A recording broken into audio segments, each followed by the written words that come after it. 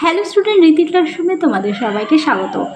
আজকে আমরা দ্বিতীয় শ্রেণীর তৃতীয় পর্যায়ক্রমিক মূল্যায়ন 2024 সালের রায়মার্টিন প্রশ্ন বিচিত্রা থেকে বাংলা বিষয়ে মডেল কোশ্চেন নাম্বার 1 ও 2 নম্বর সেটটি আলোচনা করব। তাহলে চলো আর দেরি না করে এবার আমরা দেখে নিই। দেখো দিয়েছে নিচের ঘটনাগুলো যথাযথ ক্রমে সাজাও।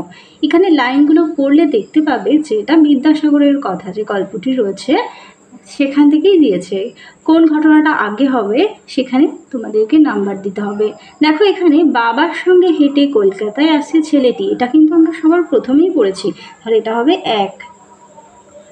এরপরে দেখো এর পরেরটা হবে রাস্তার ধারে মাইল ফলক দেখিয়ে বাবা চেনালেন ইংরাজি সংখ্যা, তার ছেলেকে ইংরাজি সংখ্যা চেনাচ্ছিলেন, আমরা সেটাও পড়েছি।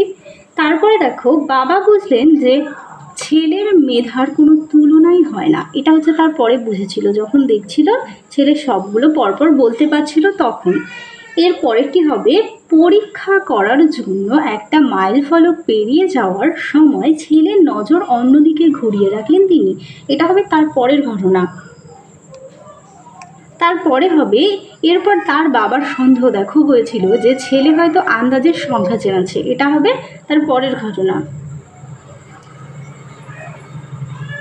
আর শেষে হবে পরের মাইল ফলক ছেলেকে দেখাতেই সে বলল এখানে ভুল লেখা আছে, এটা হবে শেষ ঘটনা। তাহলে চলো এবার 2 দাগে দেখে নিই। বলেছে বাঁ দিকের সঙ্গে ডান দিক মেলাও। ক দাগে আছে ঘোড়ার ডাক, ঘোড়ার ডাককে বলা হয় হেসা, তাহলে হবে হস্যু দাগ। এরপরে আছে পায়রার ডাক, উত্তরটি হবে বক বকম, হবে দীর্ঘিকার। এরপরে আছে ময়ূরের ডাক, ময়ূরের ডাককে বলা হয় কেকা, হবে আ। এরপরে আছে হাতির ডাক, হাতির ডাক হবে অদাগ, বৃহন। আর কোকিলের ডাক হবে কুহু। 3 দাগে দেখো বলেছে সঠিক উত্তরটি গোল করো বা দাগ দিলেও হবে। দেখো বলেছে স্বাধীনতা দিবস আমরা কবে পালন করি? 15ই আগস্ট। এরপর আছে প্রজাতন্ত্র দিবস আমরা 26শে জানুয়ারি পালন করি। তারপরে দেখো পরিবেশ দিবস 5ই জুন, শিক্ষক দিবস 5ই সেপ্টেম্বর, আর শিশু দিবস 14ই নভেম্বর। 4 দাগে চলে যাই, এলোমেলো শব্দ সাজিয়ে অর্থপূর্ণ বাক্য লেখো। ক দাগে আছে অপেক্ষা যাত্রীদের আছে আত্মীয় করিয়া স্বজন, হবে আত্মীয় স্বজন যাত্রীদের অপেক্ষা করিয়া আছে। এরপরেরটি আছে চুপটি বেদ বসে করে রইল নরেন বেঞ্চে খেয়ে, হবে নরেন বেদ খেয়ে চুপটি করে বেঞ্চে বসে রইল। এরপরেরটি হবে ঘুলঘুলিতে চড়াইয়ের অট্টালিকার বাসা, হবে অট্টালিকায় ঘুলঘুলিতে চড়াইয়ের বাসা। তারপরে দেখো বিপরীত শব্দ আছে, উপযুক্ত হবে অনুপযুক্ত, সত্য হবে মিথ্যা।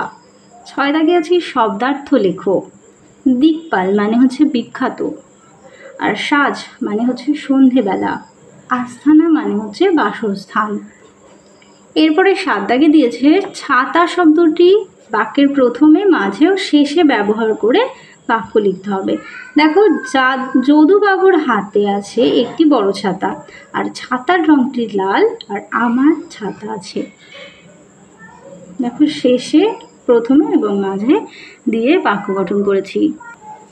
এরপরে 8 দাগে আছে শব্দ ঝুড়ি থেকে শব্দ নিয়ে শূন্যস্থানে বসাও। এখানে দেখো অনেকগুলো শব্দ দিয়েছে যেগুলো নিয়ে তোমাদেরকে শূন্যস্থান পূরণ করতে হবে। ক দাগে আছে খেচর বলতে বুঝি কাকে? আমরা পাখিকে খেচর বলি। আর মৎস্য কাকে বলা হয়? মাছকে। আর হাতিকে বলি কড়ি, আর ঘোড়াকে বলি অশ্ব। আর গাছকে কি বলি? বৃক্ষ। আর ফুলকে বলি পুষ্প। আর দর্জি পাখি বলি বাবুইকে। আকারে খুব ছোট্ট পাখি হামিং বার্ড। আর বর্ষাকালে ফোটে এমন একটি ফুল কদম, একটি নীল রঙের ফুল অপরাজিতা। 9 দাগে দেখো পূর্ণ বাক্যে উত্তর দাও। জন্তুরা শরীরে নুনের চাহিদা কিভাবে মেটায়? তোমরা একটু পূর্ণ বাক্যে লিখে নেবে, লিখবে জন্তুরা শরীরে নুনের চাহিদা নোনা পাথরের 2-1 চাটুন দিয়ে মেটায়। এরপরে আছে ওয়াটার হোল কি? গল্পে উল্লেখিত জলাশয়টির মধ্যে একটি গভীর গর্ত ছিল, একে ইংরেজিতে ওয়াটার হোল বলা হয়। 10 দাগে দেখো শূন্যস্থান পূরণ করো। ক দাগে আছে মেঘের মুলুক লিখেছেন কে? উপেন্দ্র কিশোর রায়চৌধুরী। খ দাগ আকাশের কোণে পঞ্চমীর চাঁদ ওঠে। গ দাগ নিস্তারিণীর বরের নাম বটকৃষ্ণ। ঘ দাগ বেহারাদের সর্দার হলো বুদ্ধু। দাগ হাওড়ার ব্রিজ চলে মস্ত সেবিছে, হ্যারিসন রোড চলে তার পিছে পিছে।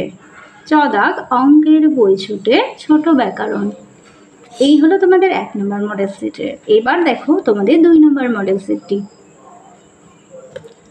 বলেছে অঞ্জনা নদীর তীরে কবিতা থেকে নিচের শূন্যস্থান পূরণ করো। গঞ্জের জমিদার সঞ্জয় সেন দুমুঠো অন্ন তারে 2 বেলা দেন, 7 কড়ি ভঙ্গের মস্ত দালান, কুঞ্জ সেখানে করে প্রত্যুষে গান। এরপরে অর্থ দেখো। আন্দাজ মানে হচ্ছে অনুমান, অশ্ব ঘোড়া, পুষ্প ফুল, আর মধ্যাহ্ন হবে দুপুর। বিপরীত শব্দ খোলা বন্ধ, শান্ত অশান্ত, দূরে কাছে, পেছনে হবে সামনে। এরপরে দেখো বাক্য রচনা আছে। বর্ষা, বর্ষাকালে আকাশ কালো মেঘে ঢাকা থাকে। আর বই দিয়ে হবে আমি আমার বই খুব যত্ন করে রাখি। এবার দেখো 5 দাগে বলেছে বাদিকের সঙ্গে ডান দিক মেলাও। দেখো মৃগকে কি বলে? মৃগ।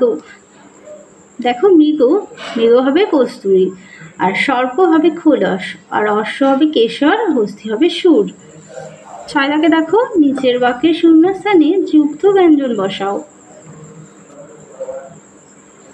আমরা হবে বিদ্যালয়ে লেখাপড়া করি, মাঠে ফসল ফলান কৃষক। এখান থেকে নিয়ে পূর্ণ করো। বাড়ি বানান রাজমিস্ত্রি, হাতিকে বলা হয় হস্তি। আমাদের বয়স কম, আমরা বড়ই ছোট্ট। তোমরা এগুলো বাড়িতে খাতায় লিখে অবশ্যই প্র্যাকটিস করবে। 7 দাগে দেখো নিচের প্রশ্নগুলো একটি বাক্যে উত্তর দাও। দার্জিলিংয়ের পথে সবচেয়ে উঁচু স্টেশনের নাম কি? দার্জিলিংয়ের পথে সবচেয়ে উঁচু স্টেশনের নাম হলো ঘুম। খ দাগ রবীন্দ্রনাথ ঠাকুর তার জীবনের প্রথম পুরস্কার কার থেকে পেয়েছিলেন? রবীন্দ্রনাথ ঠাকুর তার জীবনের প্রথম পুরস্কার মহর্ষি দেবেন্দ্রনাথ ঠাকুরের কাছ থেকে পেয়েছিলেন। গ দাগ উদ্ধব মণ্ডল জাতিতে কি? উদ্ধব মণ্ডল জাতিতে ছিলেন সদ্গোপ। আর ভঞ্জের পিসি কুঞ্জবিহারীকে কি দান করেছিলেন? ভঞ্জের পিসি কুঞ্জবিহারীকে একখানি কম্বল দান করেছিলেন। দাগ পশ্চিমী মল্লারা কি বাজায়? মাদল বাজায়। 8 নম্বরে দেখো সঠিক উত্তরে টিক চিহ্ন দাও। কাত্যায়নী হলেন দুর্লভের পিসি। খ দাগে আছে পদ্মপুকুরে মাছ ধরার সত্ত্ব পেয়েছিলেন বৃন্দাবন। আর গ দাগে আছে অন্ধ কুঞ্জের হাতে থাকে একটি একতারা। গ দাগে আছে ময়ূরের ডাককে এক কথায় বলা হয় কেকা। তাহলে চলো তোমাদের 2 নম্বর পর্যন্ত মডেল সেটটি সমাধান করে দিলাম। এর পরের সেটগুলো নিয়ে খুব তাড়াতাড়ি দেখা হবে।